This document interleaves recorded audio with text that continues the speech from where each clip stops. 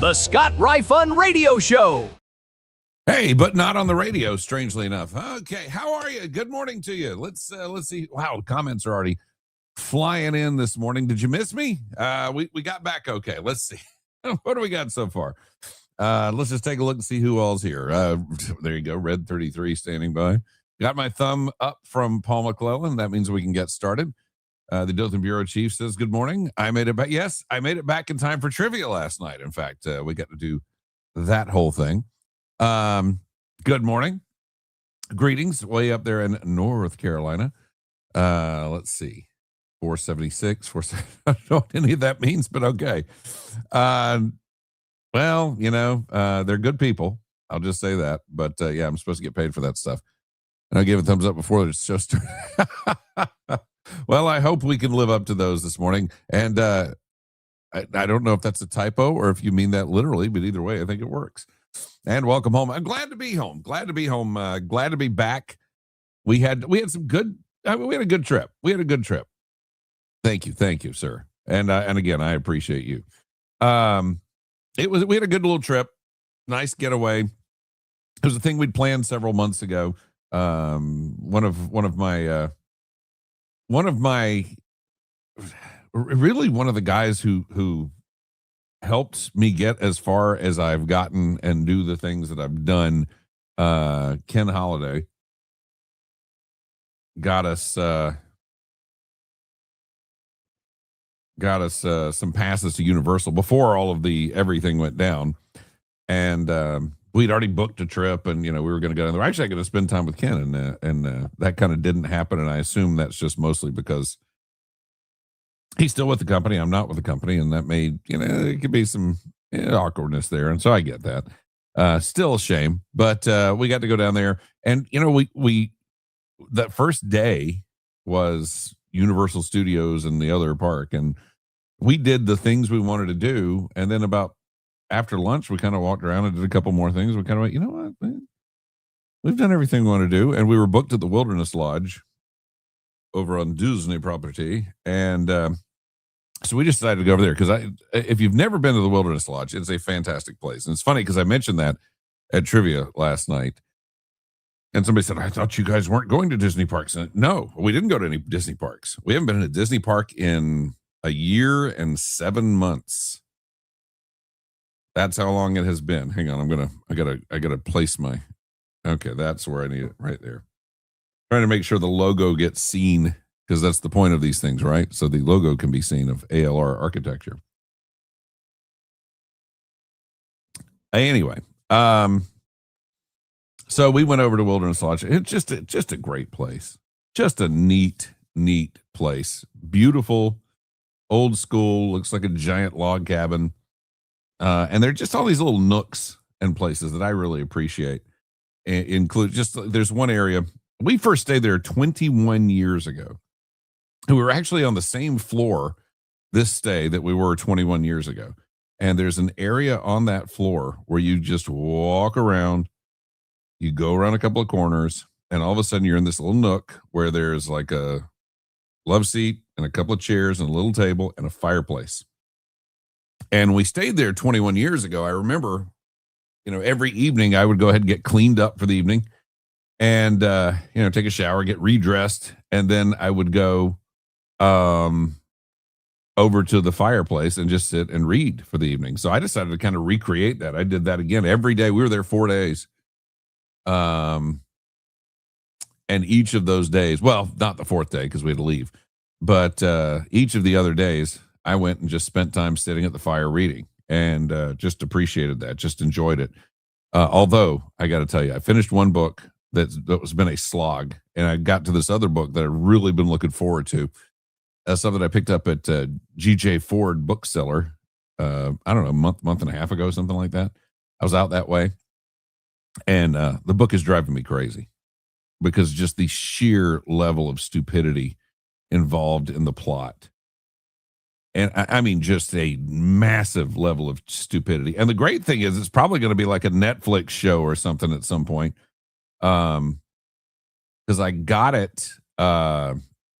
It's one of the things, it's kind of science fiction-y, but kind of not. the main premise is very science fictiony, but the rest of it's kind of real worldy, supposedly. But then when you actually read the real world stuff in it, it's just not good. The guy, it's like I would write stories when I was in high school, and I go back and look at it and go, "Gosh, I had no idea how the world actually worked at all." And it's kind of that this guy wrote this thing that doesn't actually seem to have any relationship to the real world. I'll really quickly. The premise of the book is this giant body, like the body of a giant, literally falls from space and lands near a small town of less than 1,000 people. And of course, it becomes a national sensation and everything, and people moved there.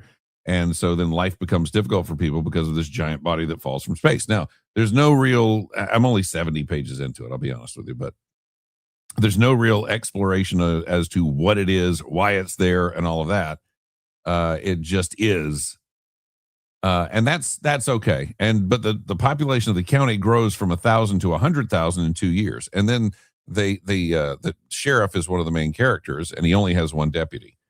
And they keep saying, "Oh, he's so overburdened because the population was only 1,000 and he had one deputy. He still only has one deputy, and it's 100,000 now. What can they do?" And they say, "Well, how can we improve the situation?" And I said, "Well, you can't increase the sheriff's budget until the census is done." What? What? Who does that? What about all the property value that has gone skyrocketing because of all the people demanding the property because you've gone from 1,000 people to 100? There's a lot. The federal government is not funding all your sheriff's offices. I mean, I'm sure there's a grant here and there. Don't get me wrong.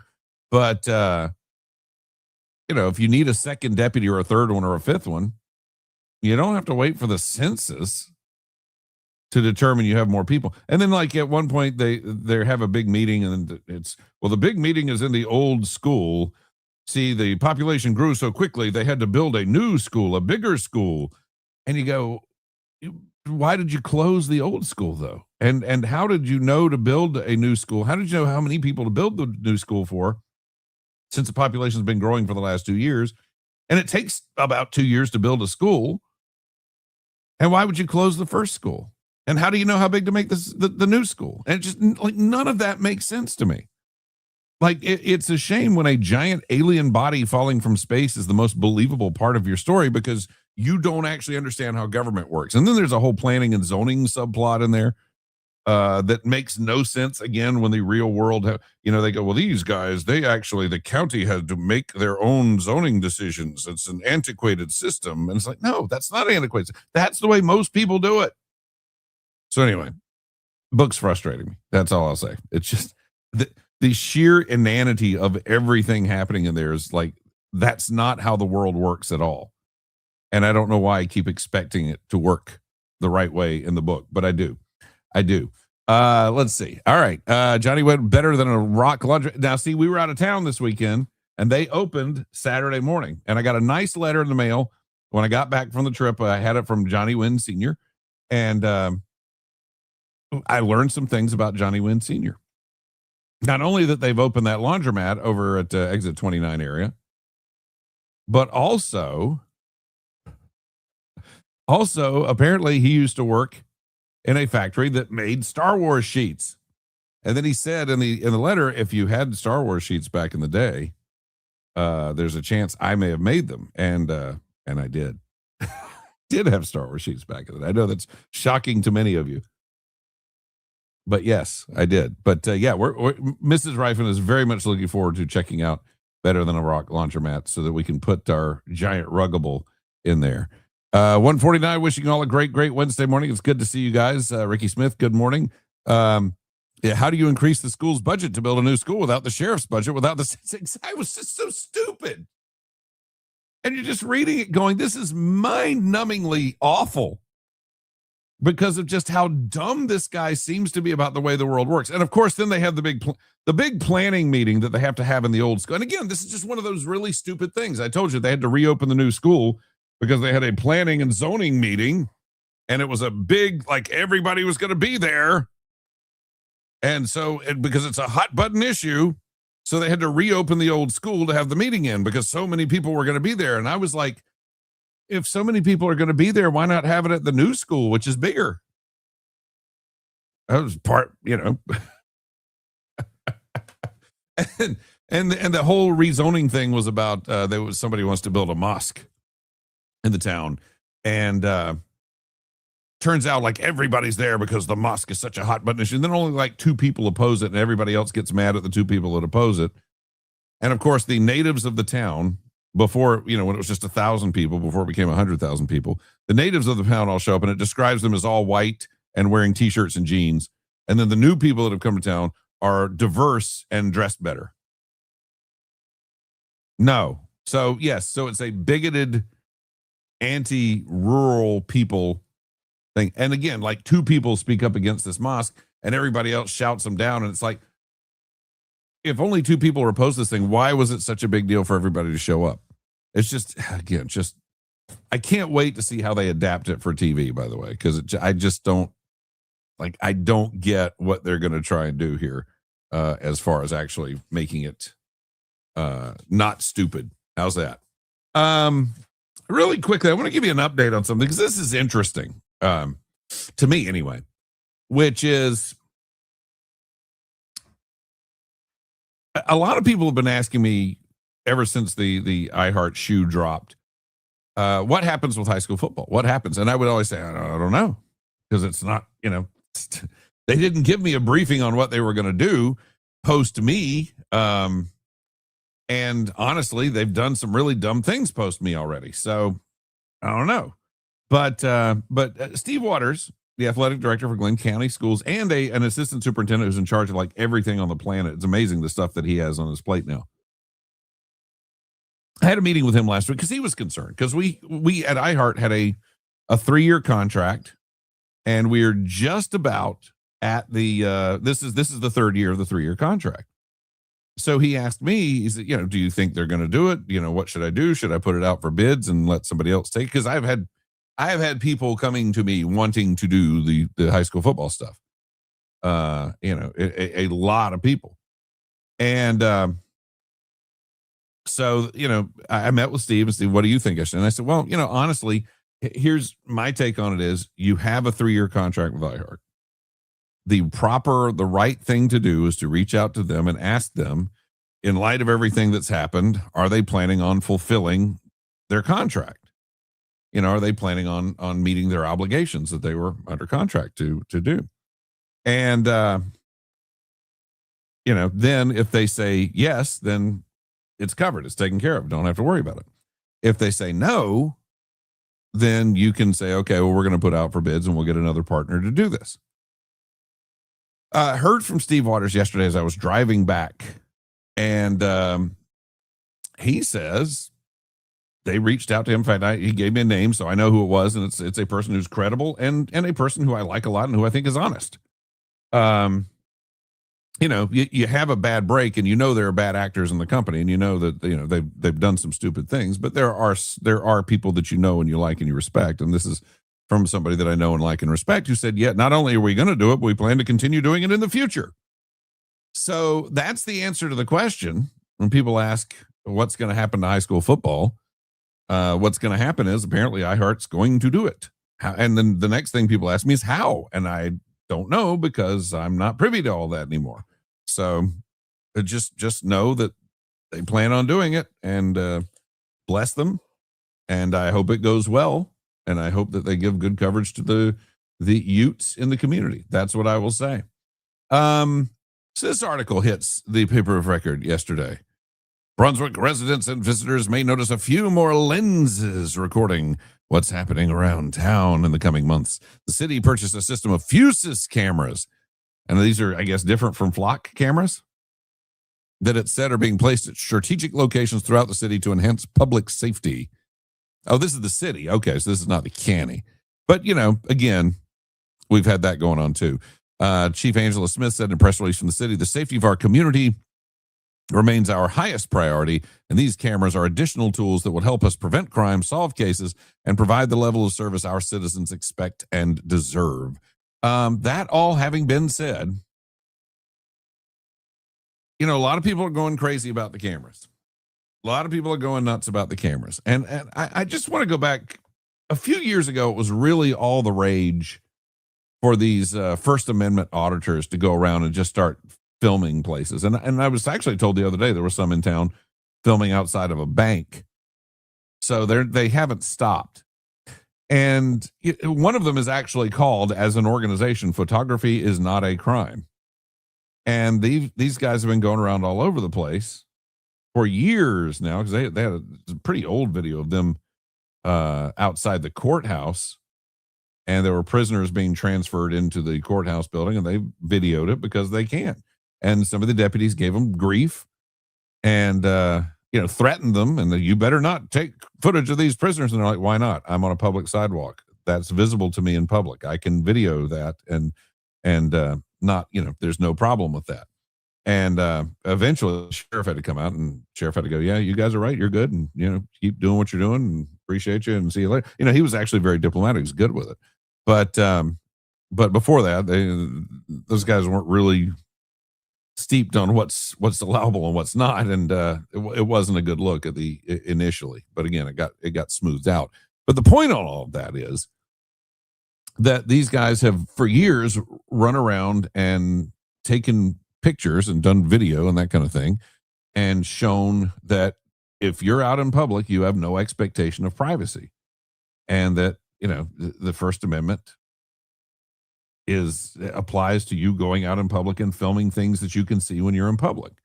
Everybody's getting in an uproar about these cameras, and look, I'm not the biggest fan of the government having the ability to sit there and watch where you go in public, but at the same time, we have a long established precedent that you have no expectation of privacy when you're in public.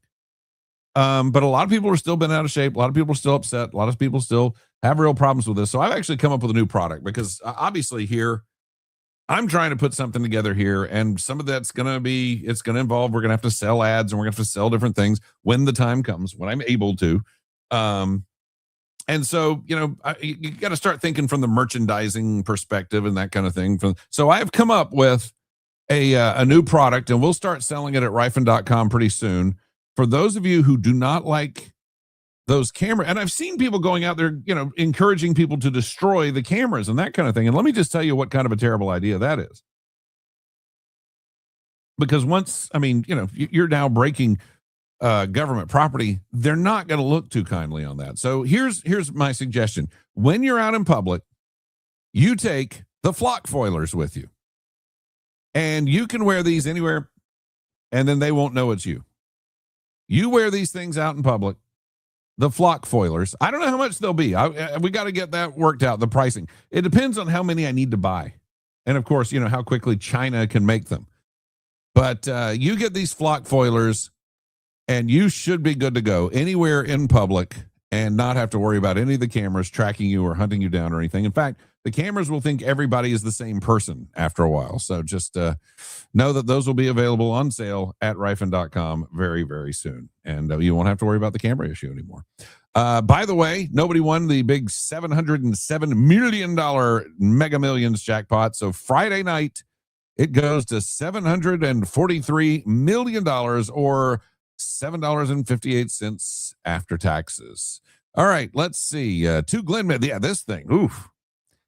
And this would be bad. Like if your sole witness was Mike Tyson, and he was like, "No, I just said there was a mess in the living room. I was just saying it was untidy. That's all." Two Glenn men facing the possibility of prison after being federally indicted for allegedly distributing methamphetamine. U.S. Attorney Margaret Heap of the Southern District of Georgia announced Tuesday that Jonathan Shahad Ruff, also known as Slaughter, 30 of Glenn County, and Darnell Lamar Pickens of Glenn County, also 30, were indicted on 5 counts of distribution of 50 grams or more of methamphetamine.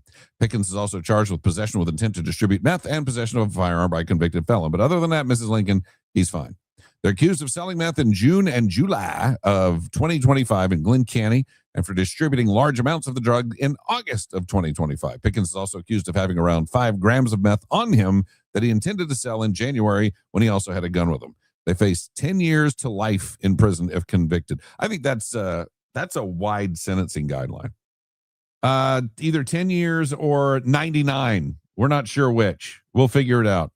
Pickens faces a minimum of 40 years in prison if convicted for the possession with intent to distribute charge and more time for the firearm. What is amazing to me, again, and look, hats off to these guys for getting these guys. Don't get me wrong. Hats off to law enforcement for stopping this.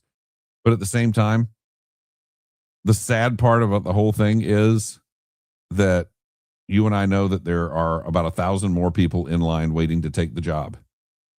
The job of drug dealer is, for whatever reason, a highly sought after position, and I don't know what that's all about. Good morning. Hope everybody has a wonderful day. It's a great thing. No comments. Another grant for the city. Nothing to see here, folks. Yeah. Making it harder to pick up hookers. That's always a problem, or in a business. First Amendment auditors don't provide a database that shows every camera that captured a tag photo. Flock does, same as GPS tracker. Okay, but you're not telling me that it's illegal to do that. That's the point. Again, you don't have an expectation of privacy. The First Amendment auditors could make a database that showed every tag that they captured. They could do that.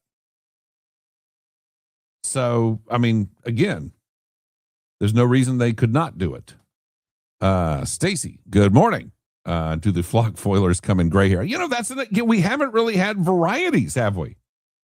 We've got to, let's look at the flock foilers again. So you got to gray that up a little bit on the eyebrows and on the mustache. And yeah, and blonde, we probably need some blonde ones too. But that's a very fair point, Joe. Very fair. Does it come with a cigar? Say flock foiler fast 3 times. No, thank you. No, thank you. Let's see. Spain is unhappy. The IRS is getting their share of the winnings. Oh. Yes.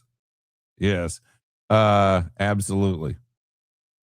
There's always demand. Yeah, that's the sad part about the drug dealing stuff is there always does seem to be some demand and lots of it. And so yes, there's always somebody willing to step in and do the job because there's a demand. Nothing spies on you more than Alexa and the phone you have in your hand. Oh, the phone you have in your hand spies on you like nobody's business and tells everybody where you've been and where you are. That's when you get in the car. When I get in the car, if I get in the car at 10:45 on a weekday, my phone says 14 minutes to Marshside Grill. Some days I'm not there. I'm not going there. But a lot of days, apparently, I am going there. When I would go at the station, I would get in the car and it would say, 6 minutes to home. And it's, okay, good. Thank you for that. Brunswick Police Department trying to piece together the circumstances that led to a man being airlifted for medical treatment after a physical altercation outside a local strip club. Now, I want to remind everyone that love is love. Okay? We have to remind everyone, because we've been told this over and over again. In fact, we were at Universal where they were still selling their pad stuff. And there's love is universal with the little rainbowy stuff on there. But love is love, everyone. And they were in a place of love, right? I mean, strip club, men, women, naked. That's love. According to the definition we're given by the activists. I can promise you the definition of love by the left-wing activists is 2 guys hooking up at the Massengale bathroom. So yeah, I think red carpet would count as love. Officers were called around 9:52 p.m. on Monday to the Red Carpet Lounge on F Street. They don't call it F Street for nothing, to address a person who was allegedly creating a problem at the establishment. When officers arrived, they called emergency medical personnel because Jung Ha, 56, of Brunswick, appeared to be suffering from a medical emergency. He was flown to UF Health Shands for treatment, where he remained in critical condition on Monday. Preliminary investigation indicates that Ha was at the red carpet when he was escorted out by staff after being asked to leave. After he was released outside, Ha was in a physical altercation with an unidentified man, police said. They're reviewing surveillance footage to identify the unknown man and determine the cause of Ha's medical distress. Probably got the crap beat out of him. I mean, am I missing something between the lines on this one? I feel like this is a guy who got the crap beat out of him, is what we're talking about here. Good morning, Stephen. Good to have you with us, sir. Glad to have the Savannah contingent join us. I've gotten more and more emails. For whatever reason, the word has not trickled to Savannah as quickly as it trickled through Brunswick. But I'm getting more. I got an email from somebody this morning. Just said you got screwed and we got screwed. Okay, I'll take that. So we'll find out what happened to Mr. Ha as time goes on for sure. New gas pipeline planned for West Glen. This is a great thing. $30 million project will begin near the end of August with a planned completion date of May 20 and 27. During Tuesday's special called Glen County Commission meeting, Clay said the new pipelines are coming to West Glen County to accommodate growth in the area, including a 2,800 home development by D.R. Horton and the Tradewinds Industrial Park. By the way, Podcast Boy is going to go after D.R. Horton at some point. I know this through an open records request.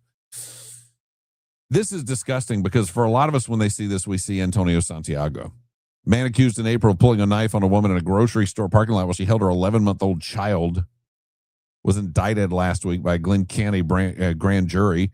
Brian Banda, 21, whose address was listed at the time of his arrest in jail records as Donna, Texas. Arrested April 15th when he brandished a knife and demanded car keys from a woman who was standing in the parking lot of the Winn-Dixie on New Jessup Highway. You remember last week, we showed you Chris Brewer's entreaty to the Glen County Commission to do something about Exit 36. It's bad, and it shouldn't be that bad. And I think it's getting worse, to tell you the truth. So it's just a frustrating situation there. No doubt about it. Good morning, ma'am. And also good morning to you, ma'am. Red carpet. He had a Brantley County girl sit on his lap, which is what started it. Well, see, he might have found out she's not a girl. Let's see. Massaguell Park bathroom, late July. Not my idea of a place of love. Well, not mine either, but there are other people who agree to disagree on that one. I'll just say that. How long before we hear hurricane season going to be the worst ever again? The weird thing is they've been very subdued this year about the hurricane season stuff. They've been very, we're expecting a low. I don't remember. I'll not say never because I'm sure it must have happened at some point. I don't recall any time where the experts have said at the beginning of the hurricane season, well, this one's not going to be so bad. But they kind of did that this year. And then we already had Bertha going through the Gulf of America.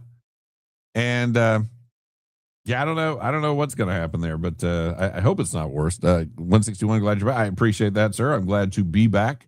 It's good to be sitting back in the saddle here and doing our thing. What do we have next? Oh, we had that. Let's see. We'll go to this one.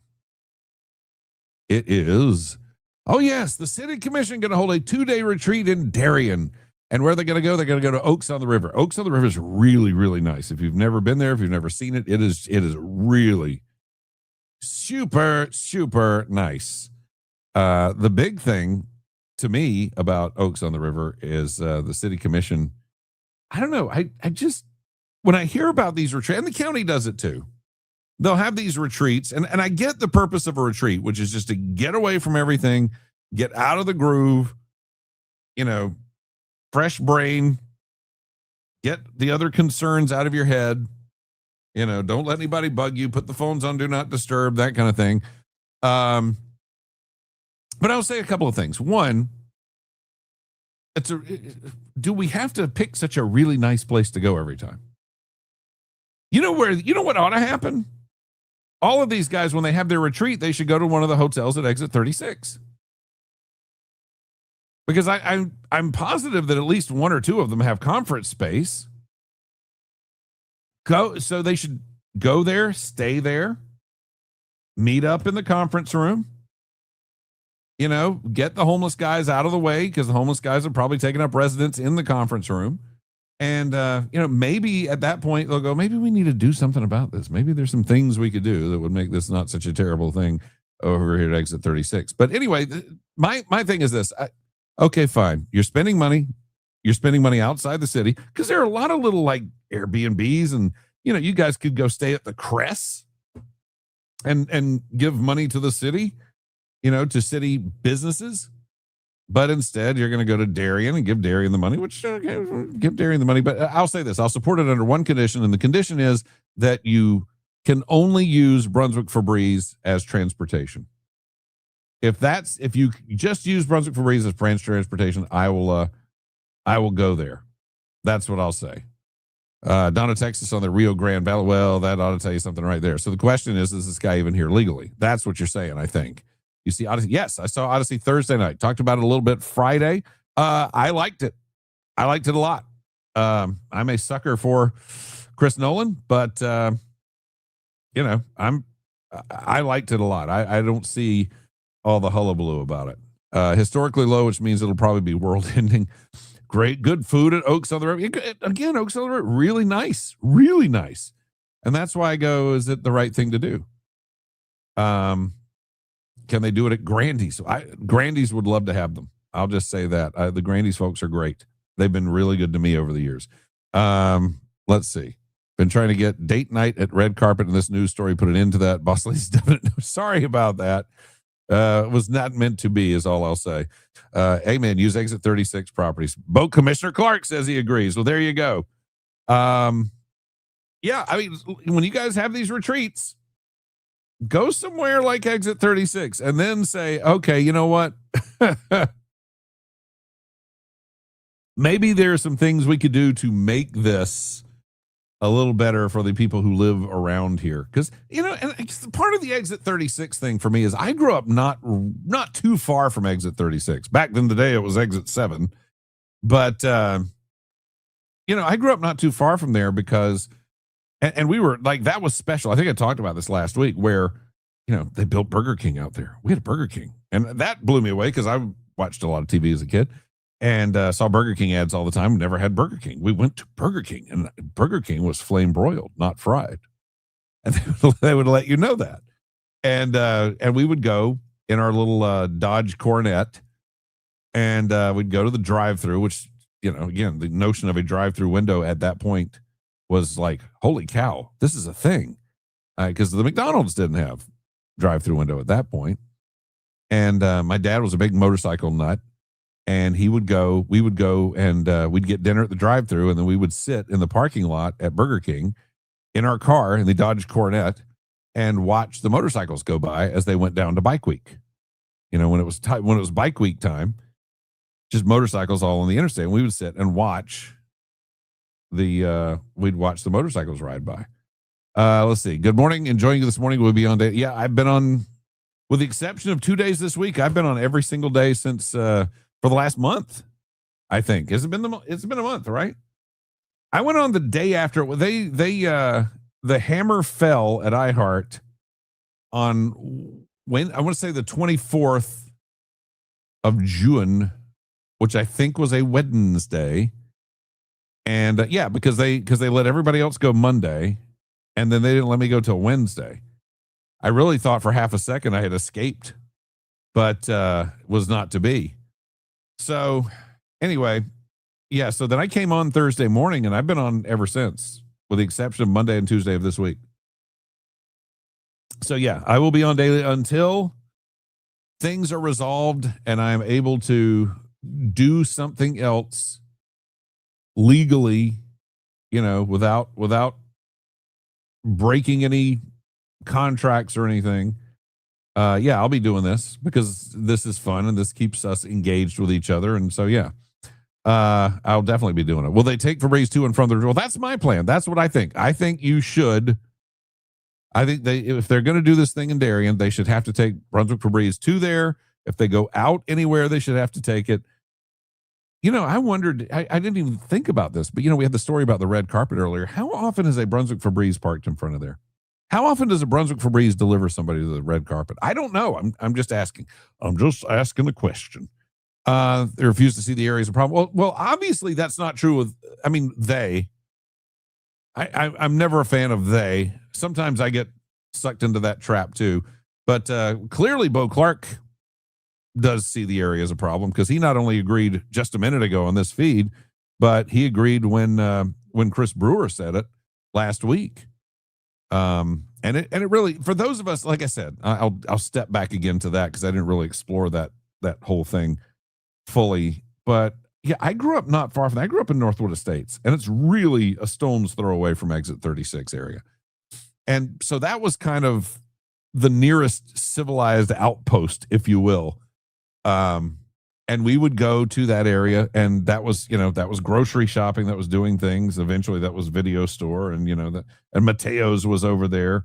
And it was just kind of the nearest outpost outside of the Jiffy store at the beginning, the entrance to the neighborhood. But so that was, that was a place we went. That was a place we did business. It was a place we furthered our lifestyle. And so to see it the way it has become is really sad to me. It really is. And I'll say this, a couple of the hotels went and rebuilt from the ground up. But everybody didn't do that. I'll tell you this too. When I got out of college, December of 92, that summer, or maybe that spring, some of the gang that I had a TV show briefly in college. My last semester there, we did a TV show. And the gang for the TV show, like the whole group of them came up and they got a room at that Super 8. And I went and hung out with them at that Super 8 that was there. It was a perfectly nice, inexpensive motel back then. And we drove by it the other day on our way elsewhere, and just like people hanging out. It was like a block party of the people staying at that Super 8. So I mean, it's not just the Royal Inn, guys. That's the thing. There's a number of them over there. Now this makes me happy. Eliano's on Altama started breaking ground yesterday. I asked about that last week, and I didn't get an answer last week. So I'm glad to have an answer now. Eliano's finally broke ground yesterday. The sign has been up. It feels like the groundwork has been there. I just don't know. The Cyclops was too loud at the Odyssey. Really? You thought? I'll say this. There was a lot of loud in that movie. I don't know that I would have pinned it just on the Cyclops, but there was a lot of loud in that movie. A lot of loud. It's a very loud film. That was one of the, but also I think there's a getting older thing too. And I don't know how old you are. But I told Mrs. Rife, we were at Universal Studios Saturday, and I turned to her at one point and I said, you know what? I think in the future, when we go to theme parks, I got to bring earplugs. Because I cannot. New data center coming to the back. Don't start. Now, you know what? That might be a thing that gets the ball rolling. Commissioner Clark, do you see this recommendation? This might be the thing that gets the ball rolling. Maybe so. Let's see. Glad you're back home. What are your views on the Brantley County Commission having people arrested for angrily speaking out about the fires at their meetings? This mess cannot be. I saw the footage, and I've had a bunch of people send it to me. Go, what do you think? What do you think? What do you think? And I'll say this. I think if you're going to speak at a public meeting, I think you have to, regardless of how upset you are, regardless of how angry you are, I think you have to observe rules of decorum. You can't just drop F-bombs and start yelling. Are they right to have them arrested for? I don't know, because again, I feel like we're not seeing all of the footage, and I'm sure all the footage is out there, but I have not seen all the footage. I've just seen an F-bomb and then, handcuffs. So, yeah, I mean, I've been sent a lot of that, and can you believe they did this? And it's like, well, there are rules you got to observe. And if you refuse to observe the rules, where do you go from there? So that one's tough. I mean, I think people think people are in some sense justifiably upset, but you have to learn to be a civilized human being. That's just all there is to it. Good morning to have you here. Retreat, go to the Selden Park and lock the gym door. Well, there you go. There's your retreat, and it's right near the city. It's right there. Eliana, yeah, we just enjoy Eliana, probably more than we should enjoy Eliana's. Literally fired on my birthday. The moment of silence was the day after. You got to remember that. Good morning. The Super 8, not so super. Yeah. Troy was allowed to. GTX. Yes, it was GTX. And again, the GTX is amazing. I mean, really, really, really is amazing. It is It is the best way to watch a movie in this town. Period. The GTX is fantastic. Now, I will tell you, I'm planning on going to see the Odyssey again, and I'm planning on going to Pooler to see it because Pooler has a real IMAX. No offense to the GTX, but it's also the Pooler is the tallest IMAX in the world at the Royal Cinema in Pooler. And so, yes, GTX got my money. They're going to keep getting my money. Next week, they're going to get my money with Spider-Man.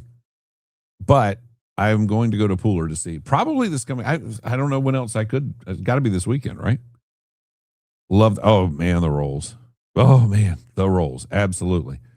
Good to see one of the big theaters. Absolutely it was. Absolutely it was. Let's see. Kind of screwed up with the iHeart issue, holding you up with another show. You're fired, but you can't go out and start over until we say so. Yeah, I don't like that stuff.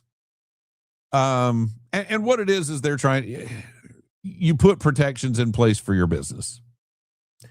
And so you say, well, this person could just go and take all my business with them, which, by the way, I've had a lot of people reach out. I've reached out to no one because that's one of the things, I can't reach out. I've had a lot of people reach out to me. I can't reach out to anyone. And, but I appreciate everybody who has reached out to me. But yeah, I can't. I mean, I kind of understand it on the one hand in that you want to protect your business and people, know things, know people, know prices, know ratings. But at the same time, yeah, if you don't feel like I am worthy of working for you, why would you not just let me go work? I mean, if I'm not good at what I do, then why should you worry about letting me do what I do? If I'm not good enough to work for you, let me go do the thing I want to do, and it shouldn't harm you in the slightest, right? We all know that's not true. We all know that the ratings were great, the revenue was great. But again, the revenue is great for Brunswick, but they're a giant company, and so it's it's like a gnat being gorged on blood, and he took almost none of your blood. He's still really full, but in the grand scheme of things, he didn't really do a whole lot. Kind of sad when you think about it. Decorum is important. Well, it really is. I mean, we're civilization. We're civilized. Can't see it on your phone. Okay. Well, I don't know about that. Let's see. Agree. But there was a woman who was completely diplomatic. They completely ignored her. It was stunning. Well, but that's a thing. That's not a good thing, but it's a thing. But here's the thing. You're not going to do any better cussing and screaming. Good morning, Beth. Good morning. Yeah, Pooler does have IMAX. Pooler has the tallest IMAX in the world. And so I am going to go to Pooler and see it. Go to Atlanta, watch it on 70 mil. I'm telling you, man, the Pooler Theater is everything you want it to be. The Pooler Theater is everything any human being could ever need. The dark mocha freezer, only 975 calories. Only half of a day's worth of calories. I'm shocked how many people don't understand the story of IMAX. $29.90 ticket at the IMAX. Let's see, not to inflate your ego, the only reason I tuned to WTKS now with no local show, what do they offer that can't be had? Well, no, please inflate my ego. Thank you. Let's inflate more. Here's what I will tell you. Again, I have reached out to no one, but people have reached out to me. As soon as I am able to do something, there are a lot of people who want to do something. As soon as I am able to do something, I will be on the air in Brunswick, and I will be on the air in Savannah. I won't be on the air in the same place I used to be, but I will be on the air in Savannah and Brunswick when the time comes, or at least if nothing changes from right now. We have there's a really good deal sitting on the table that we can't do anything about until such time as I'm free to do something. So there you go. Let's see. For those of you who don't know, it's not an action story. It's about survivor's guilt and PTSD before the world had that language. That's the movie is pretty much that. And the funny thing was, I love National Review. You guys know I love National Review. I got a National Review story in the prep today. And one of the National Review has probably done 4 or 5 pieces on the Odyssey because it's been so controversial. But one of the things one of the reviewers said was, I don't understand how they can minimize the role of the gods in this. And I'm like, no, he was being directly critical of one aspect of the film. And he said, this aspect of the film minimizes the role of the gods in this. And it's like, if you watch the film, yes, that's not consistent with the original text of the Odyssey. I get that. But the reality is that the movie in large part is about minimizing those gods, about saying, hey, these gods were the reason everybody went off to war. These gods are the reason people did a lot of the things they did back then, but these gods weren't really there. It was really people doing it because people decided to do it, and people have to deal with the consequences. That's a lot of the theme there. And so to sit there and say, well, it minimizes the role of the gods completely misses part of the point of that movie. County Commission, yes, absolutely. Absolutely. Double cheese combo with extra large fry was $17 at McDonald's. No cheap food. No. When Mandalorian was out, I went to Burger King for the first time in many, many years and got a Whopper combo. Nothing special. I mean, it was Mandalorian stuff, but it was, their regular Whopper combo. And it was $14 for Whopper fries and a Coke. And I remember there was the summer of 92, which is the summer after the great, great, great summer of 91. And I was working at Cork's Fabricare for the summer, and I would go to lunch. Usually they would send me to lunch, and I would clock out at what they called the plant, which was the main facility at the north end of Altama. And then I would clock back in at the Orange store, which was the store in the Ace Hardware Plaza on St. Simon's. And I would spend the rest of the day there, and then I would clock out for the day and then go home. And so most days I would either go during summer of 92, I'd either go to McDonald's for lunch or the Pizza Inn with the Walk and Roll on St. Simon's, depending on, how much time I had. And what I remember is when I went to McDonald's during that summer, I would get the 2 cheeseburger meal every time, 2 cheeseburger value meal, 2 cheeseburgers, fries, and drink. How much was that summer? $2.99. Nobody would believe that. $2.99. So I know it's crazy. It's absolutely crazy. Did you see the dumpster fire in Wayne County High School band shirts? No. Send me that. I am curious about that. I don't know that. Let's roll to pool. I'm ready to go. Big opportunity. Scott's talking about the position at Pinball Palace. Kelly, I love that place. And I'll tell you this. Let me tell you something about Pinball Palace.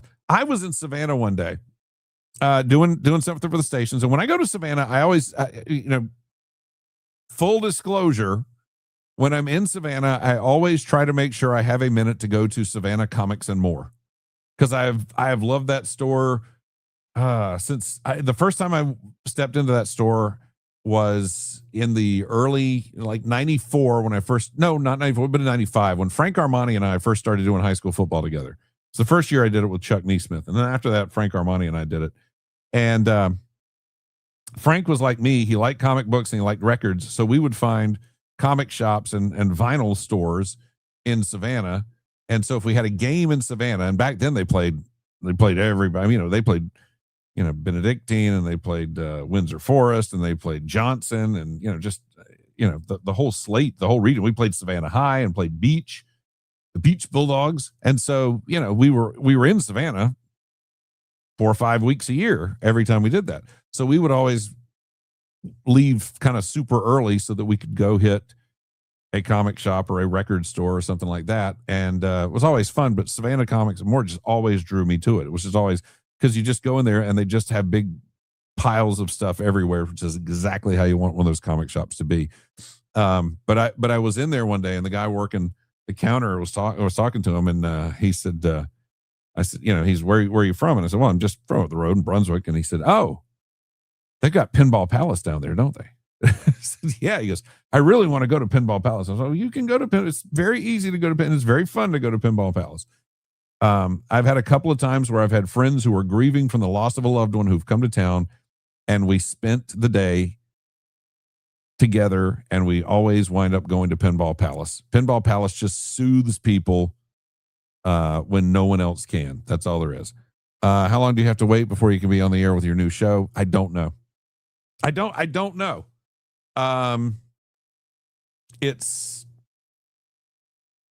There are certain vagaries that I'll just say I am consulting someone who is very well versed in this.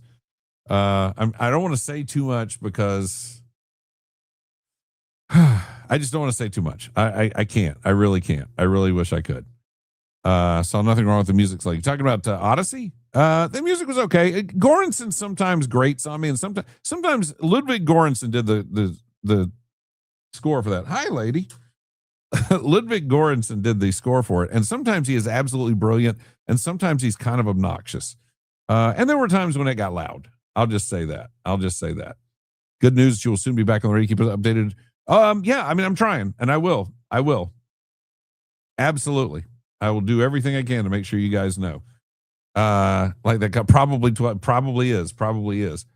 Glad you're back. Tired of 2GNC. Had to up my data plan to get you. I appreciate that. Pinball. Oh, that's talk to Kelly. I think they got a whole compound over there. But I love Pinball Palace. I really do. It's a great place. And again, a couple of times over the years, I have taken friends who have just needed a lift in their spirits. And that's just the kind of place, because there's this mix of fun, but also this mix of nostalgia in there. So, it's really neat place. Really neat place. You're welcome. You're absolutely welcome. And I can't charge you for it right now, so you're good. Because I can't really charge anybody for anything right now. That's just, again, we'll get to it eventually. Speaking of things, this week, there's really cool stuff going on. First off, Alan West is going to be in the area again. And I want to say thanks again to Marie Beebe and Jeannie Seaver and all that Chatham area Republican women's group, because they invited me. They made sure that I got to the event a couple of months ago where Alan West was there. Lieutenant Colonel. I don't know why I can't speak today. This is why you don't take days off. Lieutenant Colonel West was there. He spoke. He was tremendous. And then afterwards, he kind of stood there and let everybody get some one-on-one time, personal time with him. He was tremendous there. But I loved him when he was in Congress. I thought he was great. But Alan West will be in town again. I think that's a huge get, because I just think a lot of the guy. He's smart. He's great on policy. He's great, just on being patriotic. And he's funny. I really like Alan West a lot. And he's going to be at American Legion Post 9 Friday morning at 8:30. Coffee, pastries, and camaraderie. And then Saturday, the Golden Isles Liberty Ride Poker Run starts at Guns and Coffee. And then it ends at Silver Bluff. And now I think Alan West when he came down and spoke that Saturday, the Chatham area Republican women, I think he was at Guns and Coffee on Friday, because he called the show from there. And again, he'll be part of this. He'll be the featured writer at the Poker Run. And if I'm correct on this, the Poker Run, you enter it, and there are like 5 different stops, and you get a card at each stop, right? And then I guess you get a prize based on your hand. Is that the way that goes? So that's going to be this Saturday. It'll start at Guns and Coffee. It'll end at Silver Bluff. There will be prizes. There will be raffles. There will be food. There will be live music. Check in at 9, ride at 10. Party starts at 2. So should be an opportunity for you to have a lot of fun, get on your motorcycle, and get your motor running and head out on the highway. But anyway, that's to benefit the Golden Isles Veterans Village, and that is this Saturday. So pay attention to that one. And again, if you have an opportunity to be around Lieutenant Colonel Alan West, he's just a great guy. Let's see. Oh yes. Coligny Beach shooting suspects appear for bond hearing. They've been in court. Let's see if we can pull this up. So suspects involved in the 4th of July shooting at Coligny Beach are appearing in court for a bond hearing on Wednesday. Over 2 weeks have passed since gunfire erupted on the night of July 4th at Coligny Beach, injuring 8 people. 7 people were indicted in connection to the incident. Now, a few of those suspects are appearing in court for a bond hearing. The men appearing in court today are Jaden Hawes, Quasier Davis. Okay, this is where I go back and I talk to parents and I say, remember, what you name your kid is important. Again, the number of Bills, Bobs, and Henrys, like the percentage of kids that are named Bill, Bob, and Henry that are in prison, pretty low. The percentage of Quasiers that are in prison, not so much, pretty high. Marcelo Royal, Andre Green, and Jacob Johnson. According to the 14th Circuit Solicitor Duffy Stone, the state is no longer pursuing attempted murder charges for any of the accused. Oh, so they were shooting them for fun? Like as a game? I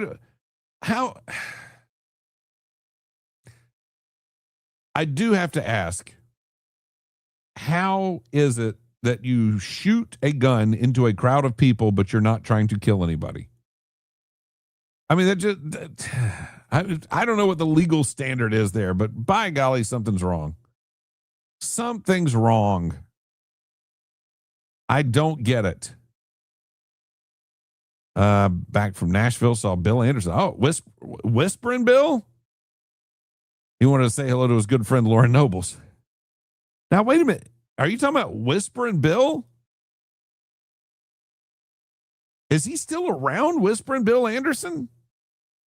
Or is it somebody else you're talking about here? So you're saying, as a Bill, yes, you're okay. You're in good shape.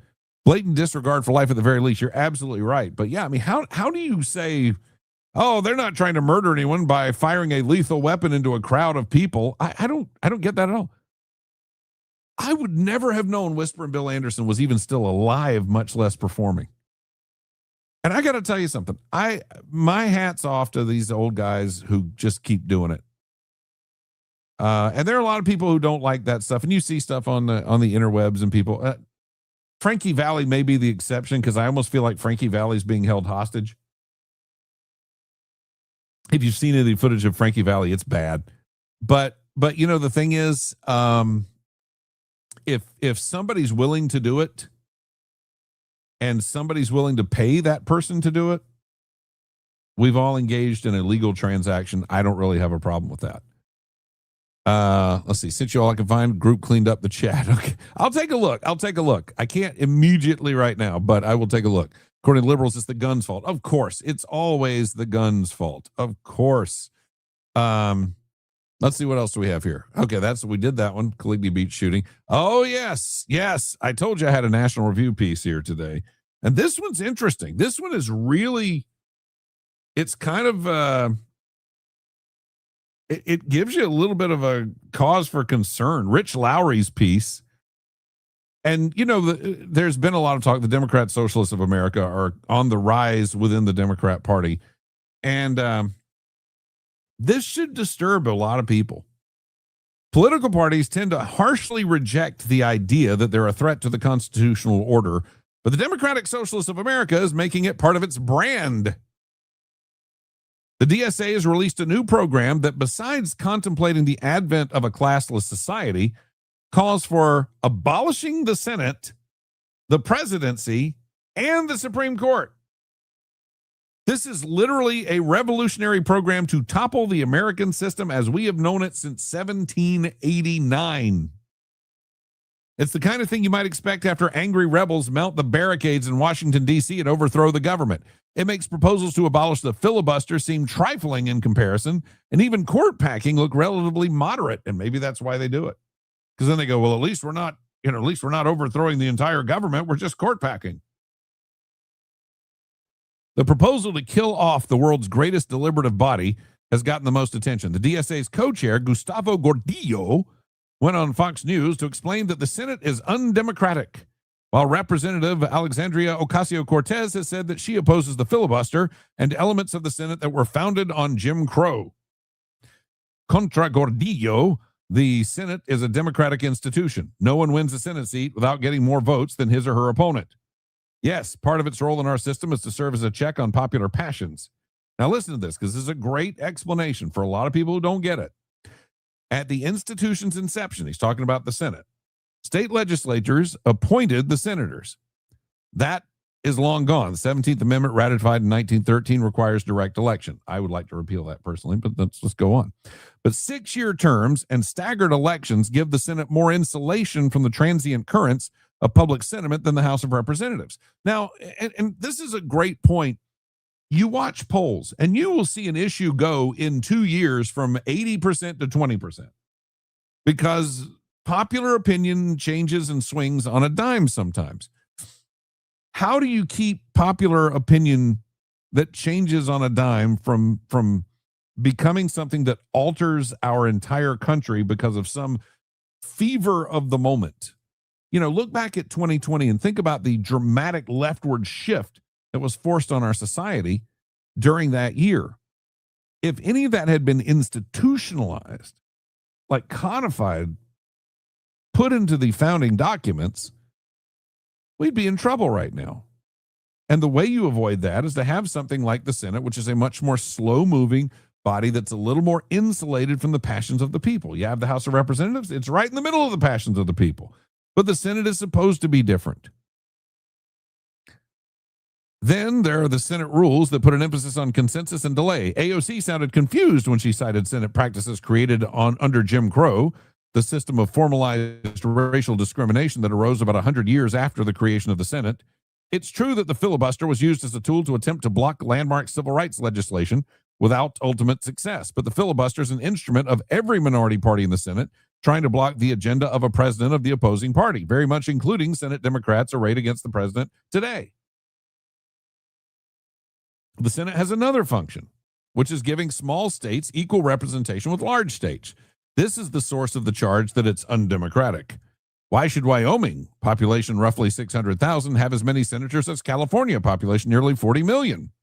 This is meant, though, to keep large states from having overwhelming influence on the nation's governance and to give easy-to-ignore places a say in the nation's affairs.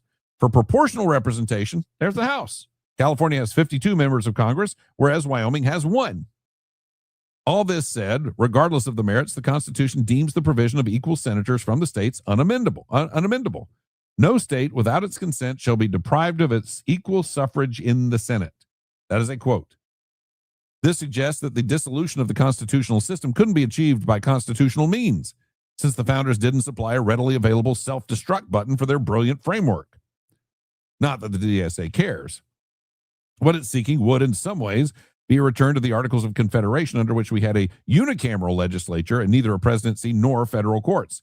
But this made for a very weak central government when the DSA wants an overwhelming Washington, D.C., shorn of the inherent checks on the popular will that will come with a multi-layered federal system. And here's the thing, too. Democrat Socialists of America basically, want to undo the system, and they've unveiled a plan to do exactly that.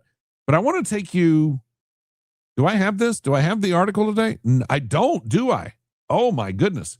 Okay, I didn't make a slide of it. I'm sorry. Yesterday, a guy named Daniel Ortega. Do you know who Daniel Ortega is? Do you remember who Daniel Ortega is? Daniel Ortega is the president of Nicaragua.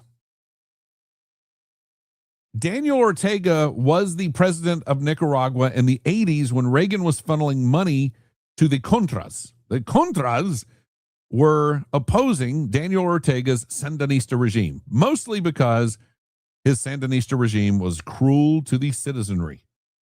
Why? Because that's how socialism has to happen. It has to be imposed on people. Another reason why it just doesn't work.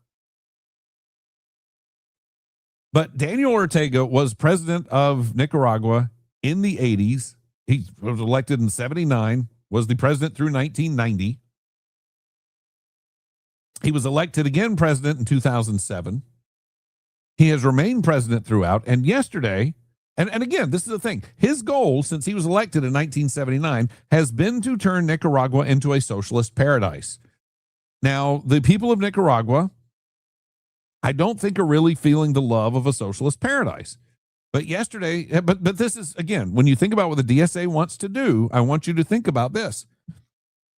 Yesterday, Daniel Ortega declared there will never be another presidential election in Nicaragua. Just declared it. Not going to happen. Got rid of it. Got rid of presidential elections. Now, again, this guy spent 11 years as president, 79 to 90, came back in 2007, has been the president for 19 more years, and has decided there will never be another presidential election. He's just going to be president for life. Isn't it interesting that everywhere socialism has been tried around the globe, it always winds up with the same dictators in power, and they impose their control over everything, and they never leave power. Look at Cuba, the People's Revolution in Cuba. What happened? What happened? Castro stayed in power till he died and then gave it to his brother. That's not exactly a people's revolution. Look at the revolution in 1917 in Russia, where basically the Soviets took over, tried to expand. Everybody, millions of people starved in Ukraine because of it. And eventually it collapsed under its own weight. I mean, it everywhere it's tried, the same thing happens. And it's never a freedom thing. There's never a push for freedom. There's always a push to restrict people, to take them over, command them, and to do what they say do. Just absolutely crazy. All right, let's see who we got here. Yes, indeed, sir. Good to have you here. And again, we were just talking about the poker ride a little bit ago and the gathering Friday morning. Celebrate 65 years of the Grand Ole Opry, Bill with the School with Lauren. Yeah, I can't. Wow. That is amazing. Whispering Bill Anderson still doing. I say still? That's his big hit. Still, though you broke my heart, still. Lip sync. Have you seen Frankie Valli? Oh, it's bad. It's bad. And yeah, it's bad lip syncing. People pay to see it. They do. And that's the thing. Look, if I pay to see a show, if I know, I went and saw Kiss in 2019 on that farewell tour. I knew very, very well that Paul Stanley, as bad as he sounded, still about 75% of his vocals were pre-recorded, still sounded bad, but I wanted to see him one last time, so I did. And I was okay with the transaction. I was okay with having done that. Oh, let's see. Yes, Lauren, no superstar. Lauren is a superstar. Are you kidding me? Let's see. Harry James, right before you made that comment, the Alexa in our master bathroom woke up and started listening to Scott's show on my iPad. There you go. There you go. Bill Anderson continues to paint a broad stroke across the Nashville music scene, lives on Old Hickory Lake outside Nashville. I did not know that. I think that's great, though. I think it is great that he's still doing stuff. When I hear what they want, all I hear is Politburo. Pretty much, yes. Glenn Beck did a piece yesterday where they tried getting rid of the Senate in Philadelphia when we first formed. It became utter chaos, so they put it back and made an amendment. And they're communists. They want to destroy the country as it stands, rebuild it in Marx's image. You're absolutely right on that. New York's been doing the communism thing for less than a year. Already need the state's money to keep going. They absolutely do. Yes. David Lee, again, seeing some of the footage is painful, but I don't ever tell those guys he needs to give it up. When they give it up is when they say, will you pay me to do this? And people say no. And at that point, you give it up. But as long as, and that's the thing, it's a mutual transaction. And as bad as I think David Lee Roth sounds on some of those clips, and as terrible as I think he looks, there are people who are paying to go see him. And that's a mutually beneficial transaction between the two of them. David Lee Roth gets money to perform. They're happy that they gave him the money to perform. I saw Motley Crue is on tour right now, and I saw some footage from that the other day, and there are clearly some pre-recorded tracks being used there, and Vince Neil still sounds terrible, but There are people who are happy they paid Motley Crue to perform, and so they're doing it. They're paying Motley Crue. They're happy they paid Motley Crue. Motley Crue's happy they paid them. Everybody's okay there. You see? That's a mutually beneficial transaction. I wouldn't pay to see it. Somebody else will. When they get to a point where not enough people will pay to see it, they'll stop doing it. So I don't fault any of these artists for just going on and continuing to play, because there are people who are willing to pay them to play, and that might not be you and it might not be me, but they're people. Neurologist gets on my nerves. Chiropractor cracks me. There you go. Dad joke of the morning. Let's see what we got here. What do we got? Let's see. 1913 is an era of U.S. history that is grossly undertaught. Do we have, what else do we, I've got those stories. Yes, I got a lot of stories still here. Officers arrest 3 in Thunderbolt nursing home burglaries. Nursing home. The first thing that comes to mind for me is, what is wrong with you? Of all the people to steal from, nursing home. I mean, there's a special place in a special place, if you know what I'm saying, for somebody who's going to rob people in a nursing home. Just feel that way. Sorry. This one's interesting. Not that one. That one is also interesting, but this one's the one I'm looking for. This is WTOC, Madeline Bierster. Chatham County judge denied bond Tuesday for a man accused of 2 separate assaults at City Market, including a viral video attack in which investigators say he stomped an unconscious victim's head, neck, and face. You know, there a lot of those things wind up online. And I went up watching a lot of them because I'm trying to show prep, and I go, well, I guess I should be watching this for the sake of, and then I watch it and I'm like, I can't stand this. It's terrible. I got to be honest. I don't understand how the resilience of the human body when people just get stomped in the head and they get up and eventually they're okay. Just awful. 24-year-old Elijah Wilson, appeared before the chief judge for a preliminary hearing on charges of aggravated assault and battery. Now, again, let me just say, the percentage of people named Elijah who wind up in prison, very high. Naming your kids something that makes sense is a good idea. Criminal Investigations Division Detective Trey Connors with the Chatham County Sheriff's Office testified about 2 incidents, one on June 14th, one on June 18th, both occurring near the corner of Barnard and Congress Streets approximately after the bars closed. Investigators said on the morning of June 18th at approximately 2:30 a.m. an assault occurred at City Market in which Wilson can be seen on a viral video stomping and kicking the head, neck, and face of a man identified in court as Victim 2, who was already on the ground and unconscious. Oh, you're both here. Hi, girls. Approximately 6 individuals were seen around Victim 2 during the attack, but the investigators said Wilson was the predominant aggressor. A co-defendant, Tanya Phillips, was also charged with battery in connection with the June 18th incident and can be seen in the video striking the victim and dragging him on the pavement. Victim 2 was transported to the hospital where he underwent CT scans, x-rays, and other body scans approximately 24 hours. And again, please remember that Van Johnson will tell you Savannah is fine. Crime is down. Nothing to see here.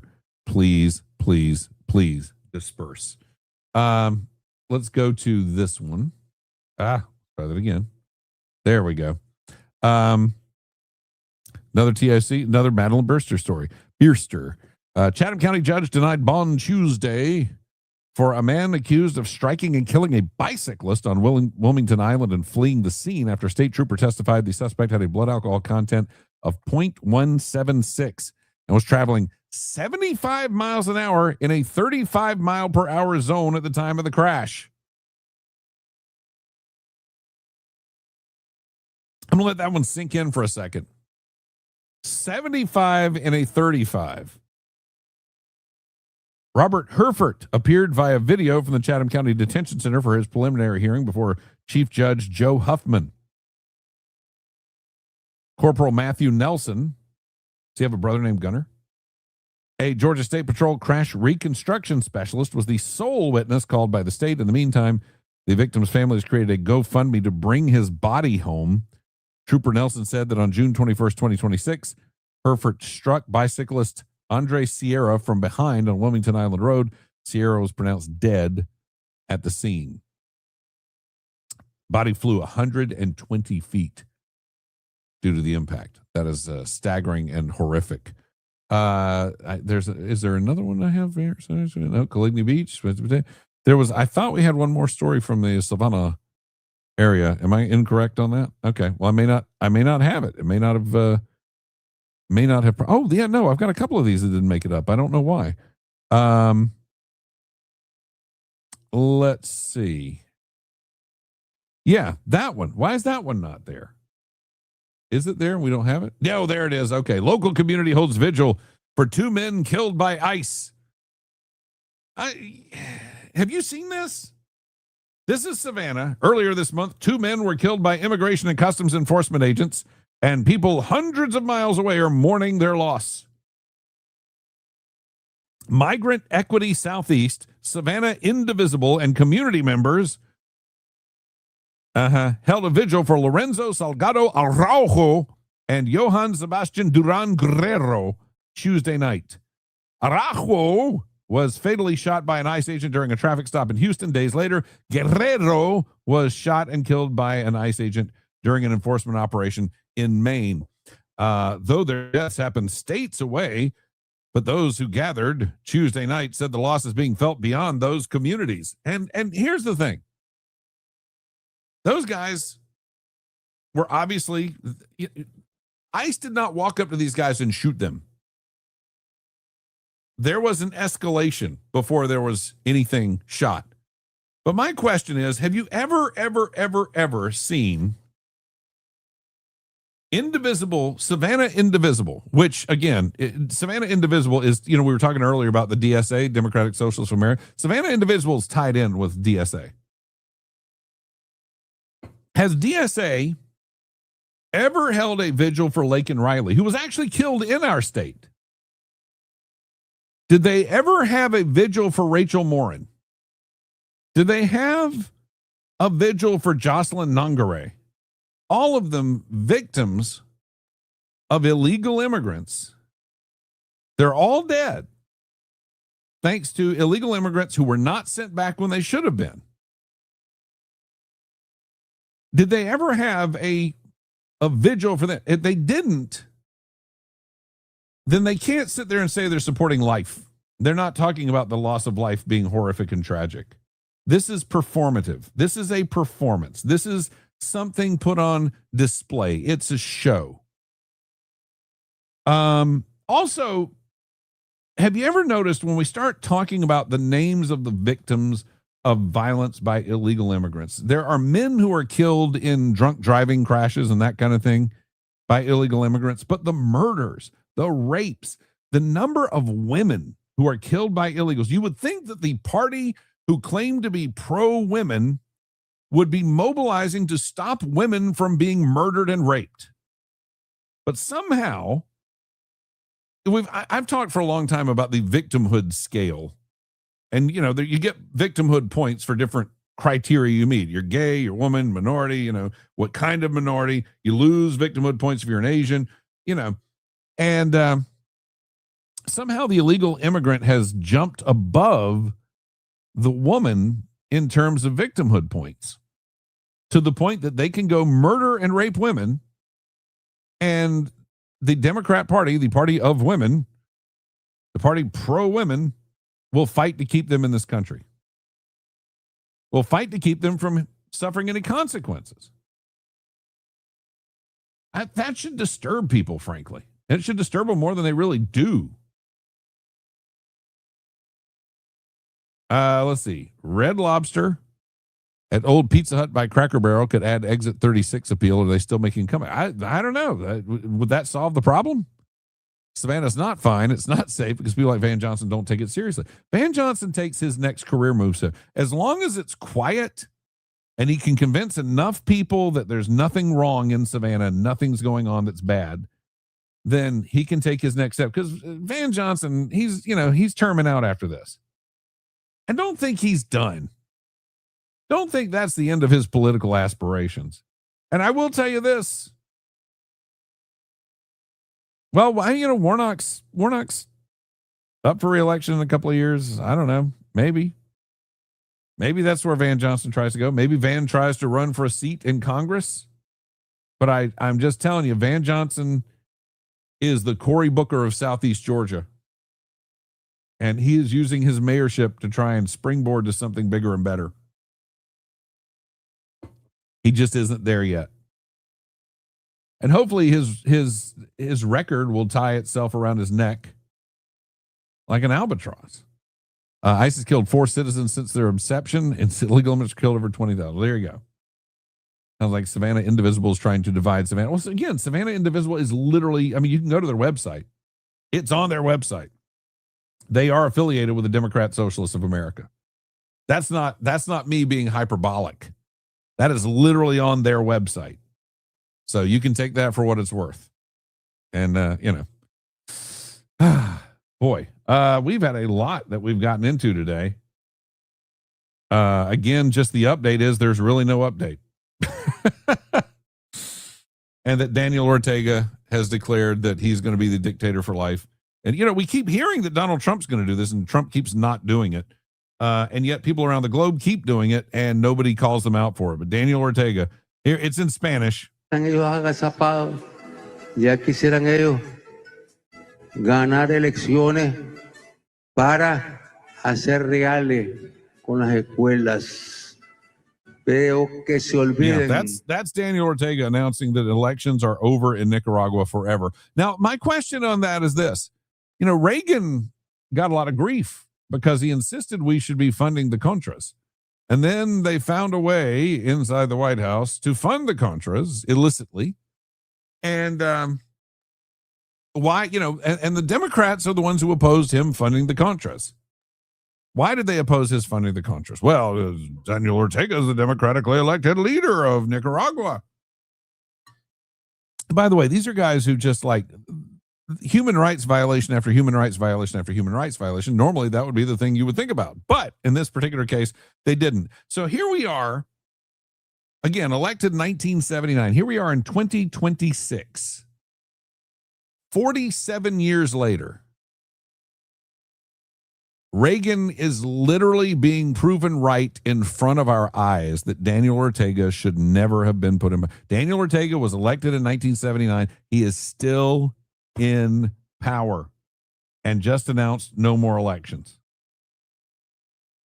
We should have been free to help arm the Contras. We should have been able to stop this in its tracks back in the 80s. And we would be a lot better off, period. Okay, meltdowns. Mental illness and meltdowns. Have you seen this footage? This is in Florida, of course. Of course it's in Florida. This is a student in a school, and I don't know the date on this, but they knew the student. And he insists he's a girl. He's very clearly not a girl, but he insists he's a girl and has a gigantic meltdown. And my problem with this is that I was just talking about this with Mrs. Rifen over the weekend because she was trapped in a car with me. She was held captive, so she had to listen to me hold forth on this stuff. But and I've talked about this on the program before, so you've heard it before, but we incentivize, we reward mental illness. And I know we had a guy from Savannah one day calling really upset that I kept saying this because he's like, my son has mental illness and he has problems and, we're not rewarding him for that. How dare you? And it's like, I get that there are people who really have mental illness issues. But what we do instead, though, is we create this blanket, we're trying to create acceptance. And we're trying to keep people from being stigmatized. And in so doing, we've gone so far to the other side that we literally reward people for being mentally ill. And you want to know why? And again, that's not that guy's son. Clearly, that guy's son is one of the people who really has an issue. But we indulge people to go explore their crazier side by incentivizing the mental illness. And here's a great example. This guy is having a meltdown over being misgendered. Let's see. Let's get to the here we go. So here's the body cam. Why do you let those kids get away with this? They are not supposed to be here. If you don't lower your voice, I am going to put handcuffs on you and I'm going to take you to a Baker Act facility. You lower your voice. Try it. Are you threatening me? Can we get another unit to deal with Jay Lee here? He is having a breakdown. Okay, if you can't hear that, they're looking for another unit to deal with Jay Lee, and he goes, he is having a mental breakdown. And then Jay Lee starts screaming, Shay! Shay! Go ahead, Jay Lee. Just say the right pronoun. What'd you say? 7351. Get down on the ground right now. No. You're about to get sprayed. No. Get down on the ground right now. Leave me alone. I can come in there. Leave me alone, please. Okay, are you going to calm down? I want to get away No, from no, him. it's too late now. It's too Yeah, late. now he's trying to get away from the He's gonna cop. be The taken. cop's like, no, he's going to be taken away. Shay! It's taken. I just want to get away from him. I understand that. He needs. Shay! He's. Shay! Stop misgendering me! Just say Shay!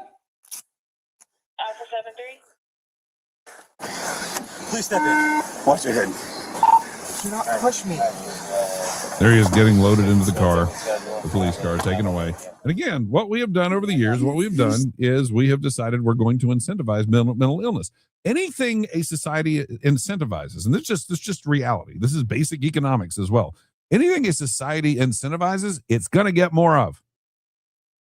So when we incentivize mental illness, we're going to get more mental illness. That's the reality. And there we go. There's a great example of it right there. Let's see, Brian. The rule taught in law enforcement crisis interventions not to enter their fantasy world. This cop is very calm, doesn't do half the violence he could have to Jay Lee. There you go. But yeah, don't indulge the fantasy. And again, I think that's probably a good rule for everybody. Because, I mean, how far does it go? Okay, I'm a fawn. I'm a baby moose. I'm an elk. And unfortunately, I mean, what if the police officer shows up and the people are going, he should just say the right pronouns. That's all he should do is just say the right pronouns. Okay, what if so we've got to indulge the fantasy. So what if suddenly it is, I'm a baby elk and I must suckle at the breast of a police officer. You're a police officer. I must suckle at your breast. And that's the thing. When you start indulging people with their crazy, where does it end? How far do you go with it? Where do you go, okay, that's enough? The reality is you don't start going down the road because it's very difficult to turn around and come back once you start going down the road. So yeah, the cop is right on that one. All right. So that's pretty much all I brought to the table today. I want to thank everybody for joining me today. We've had a lot of fun. I hope you have a great day today. I'm going to start wrapping this thing up, but I do remind you, please subscribe on YouTube. And we got over 1,050 subscribers, but subscribe, like the video, please, because that gets us, again, more exposure. The more videos are liked and the more subscribers we have, the better we're going to do. And we're in the 1,060s now, I see, but I don't see the specific number. I'll be able to look at that later. But so yeah, we're continuing to build this thing. And I'll just tell you, yes, there will be radio broadcast in the future at some point. When? I still don't know. But when we do, we're going to stick with this. We're going to keep the video on YouTube. We're going to keep Facebook video. Because I think it's good. I think it's good for everybody. I think, it gives us an opportunity to reach even more people and more people and more people. And so we're going to do that. Again, if you missed my high school football announcement, it is apparently that iHeartRadio is planning on honoring their agreement with the Glenn County school system, which I applaud, to broadcast high school football. I don't know how they plan to do it because I'm not an employee of that company anymore. Although I have not signed my paperwork yet. But anyway, against advice of legal counsel. Or in corresponding or in keeping with the advice of legal counsel, do not sign that was the note I got the other day. So I don't know how they're going to do it, but they are planning on doing it. So just, if you want to hear the high school football games, they will be on the iHeart stations this fall. We'll see what happens from there. On that note, I'm going to get out of here. I hope you have a great day, and I will see you tomorrow morning at 7:00 right here. Enjoy. Like, subscribe, please.